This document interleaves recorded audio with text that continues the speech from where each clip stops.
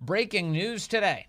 The United States Supreme Court is set to review the scope of an obstruction law that Donald Trump is charged with breaking. Politico's headline on this subject. The Supreme Court has agreed to take up a case that could derail hundreds of January 6 felony prosecutions and could also deal a blow to special counsel Jack Smith's prosecution of former President Donald Trump. The charge is called an obstruction of an official proceeding. It carries a 20-year maximum sentence. It is, in Trump's case, one of the 4 felony counts against him in the Washington, D.C. based case. And then, meanwhile, there are hundreds of January 6th victims who've been both charged and convicted of violating this law. Now the Supreme Court is considering whether or not they violated the law to begin with. It's a big deal. And here to help flesh it out a bit is Will Scharf. He's a candidate for Missouri Attorney General and a lawyer for President Trump, and he joins us on the phone. Hello, Will. Good to talk to you today, sir. Great to be with you. Thanks so much for having me. Let's talk about the basics here. Obstruction of an official proceeding. A lot of people now charged with this who didn't vote for Joe Biden. The reason this law existed in the first place was, as I understand, to go after white-collar criminals who are trying to hide evidence from Congress. Is that right? That's correct. So the specific subsection we're talking about, it's 18 United States Code Section 1512C2, C, and it goes on. The basic issue here is that when Congress passed the Sarbanes-Oxley Act in 2004 in response to a wave of corporate fraud like Enron, there was this view that the federal code didn't provide a way to punish people who obstructed investigations in certain ways, congressional investigations in certain ways. So there's this catch-all provision, 1512C, that's supposed to sweep up some of that conduct. Now, in the January 6 cases, the Department of Justice, the Biden Department of Justice, has been using this subsection, which, again, was originally designed for basically document-related offenses, obstructing investigations in that sort of way, to say that January 6 protesters were obstructing an official proceeding of Congress, namely the electoral count. It's a felony charge. It's a way that DOJ has been able to turn a ton of January 6 cases, hundreds of January 6 cases, from being misdemeanor cases into being felony cases. This issue was litigated before the D.C. Circuit Court of Appeals. The D.C. Circuit split sharply, with 3 judges each authoring 3 separate opinions on whether these sorts of prosecutions should be allowed. And that's the issue that the Supreme Court just decided to wade into this morning. And you mentioned that what they were referring to when this law was passed in the first place was to disrupt a congressional investigation. Is certifying the Electoral College vote count an investigation? So the specific language in this subsection, C2, it applies to anyone who obstructs, influences, or impedes any official proceeding. So it's written more broadly than just an investigation, but in the context of the statute itself, that's really what it's talking about. We have there's a legal doctrine called a justem generis, that you read statutory text in the context of the statutory provisions that surround it. That's the argument here for why this is so badly misapplied to what happened on January 6th. Yeah, and in fact, some of the defendants didn't even know that there was a session of Congress underway when they were there. And that seems to play a role in whether or not some of these defendants have been acquitted in the first place. Yeah, I mean, we've seen with a lot of these January 6 cases, people who just sort of got swept up in the crowd. I met a fellow out here in Missouri who basically just walked into the Capitol and didn't commit any violent acts, didn't do anything wrong other than that. And now he's serving a year in federal prison. Now, so I'm sorry. Go ahead and finish your thoughts, sir. No, so it just goes to show how out of hand a lot of these prosecutions went. Yeah. And I think with respect to this issue in front of the Supreme Court, if the Supreme Court rules the way that I think it's going to, if it strikes down the use of 1512C2 in this way, you're going to see potentially hundreds of cases impacted, and obviously President Trump's pending case as well. I do want to get into Trump's case in just a moment, but on this, if this is allowed to stand, if people can be charged with obstructing Congress's proceedings and then do hard time for it. Doesn't that have deep implications for anybody who's ever protested or will ever protest Congress inside of its halls? There are a number of we see this happen all the time here in Washington, D.C. Code Pink is constantly violating a congressional proceeding and disrupting it in order to protest whatever it is that they're protesting. You know, I had the honor of working on Brett Kavanaugh's confirmation to the Supreme Court. I was in the Senate gallery when they were voting to confirm Brett Kavanaugh. There were a ton of protesters who tried to interfere in that process, who tried to obstruct the Senate from voting, from those votes being counted. We've seen more recently pro-Palestinian, pro-Hamas protesters shutting down congressional buildings. Presumably all of them, under the government's theory, can and should be charged with this felony count with 1512 charges, but we haven't seen any of that. It's really just been used to target January 6th protesters, in most cases people who otherwise wouldn't be subject to felony indictment. Okay, we're talking to Will Scharf, a Republican candidate for Missouri Attorney General now and an attorney for President Trump. You mentioned that Donald Trump's cases could and will be affected by however the Supreme Court rules here. Would this mean that charges against Trump could be dropped if the Supreme Court rules that his actions did not violate a congressional proceeding, did not obstruct one?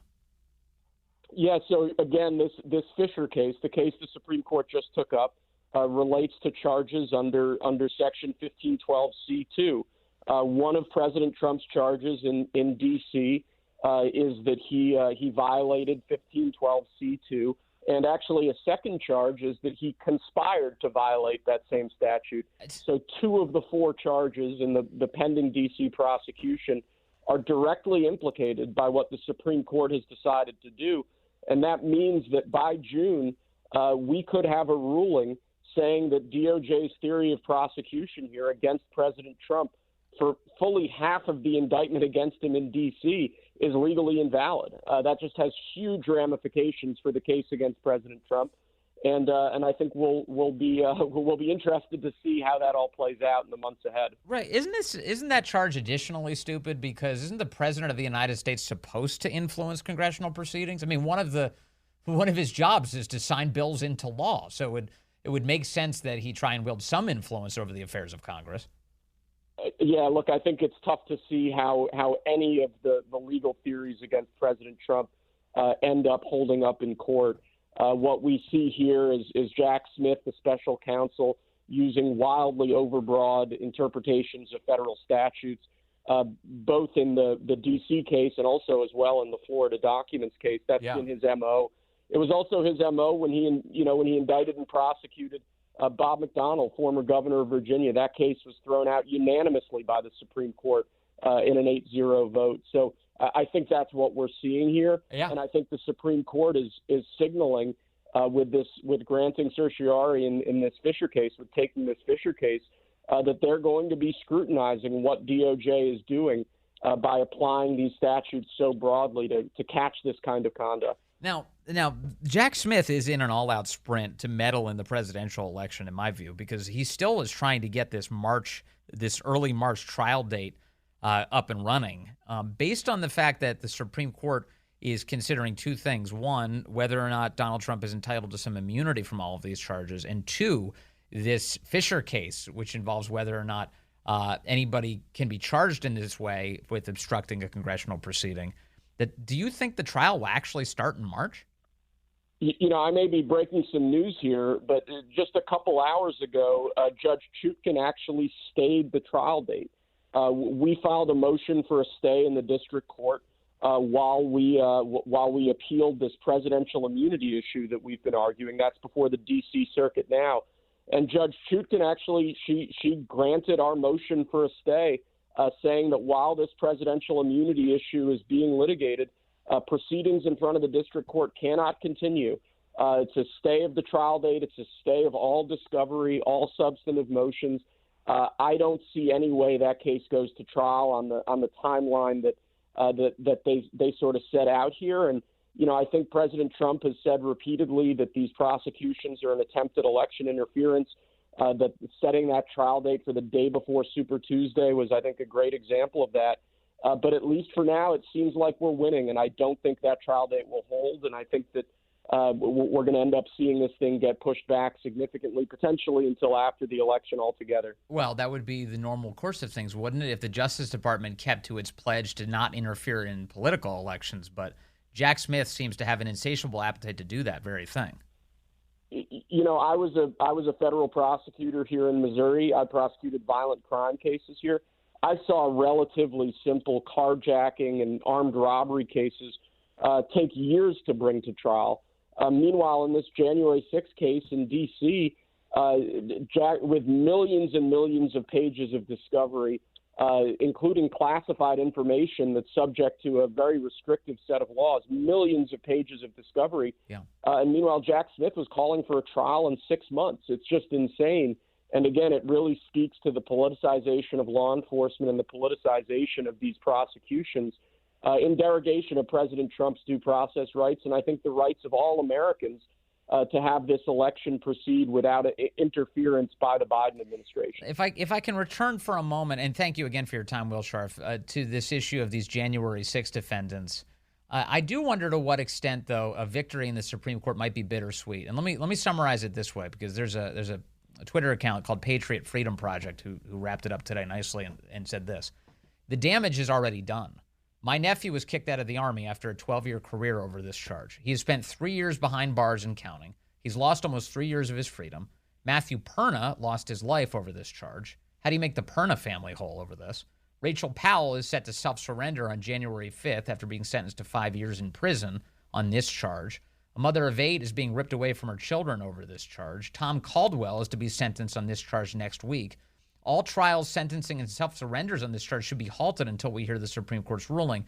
So my question for you, Will Scharf, is if the Supreme Court does find that charging all of these January 6 defendants, and of course by extension Donald Trump, with obstructing a congressional proceeding, if they find that that's unconstitutional, do these families have any recourse for the abuse that's been meted out upon them? You know, it really depends. That's going to be case by case. But when I was on Twitter earlier, when this decision first dropped, I like you saw just a lot of really, really tragic stories. And the story of so many of these January 6 prosecutions has been this punitive rush to go after these people who in many cases really were just exercising their First Amendment rights. I think it's a black mark on the Department of Justice. I think it's a massive black mark on the Biden administration. There's nothing the Supreme Court can do about these cases that have already resulted in such damage. But hopefully they'll stop more of these cases from being brought and vindicate the rights of at least some of the defendants whose cases are still moving through the system. But there are tragedies here, and there's no mistake about that. No, and there's still at this rate more to come. They're just going after more and more people. Again, all one date in history that the left is trying to exploit for as much power as possible. Will Scharf, candidate for Missouri Attorney General and a lawyer for President Trump. Sir, good to have you with us today. Thank you. Really appreciate you having me on. Have a great afternoon. Very nice to talk to you.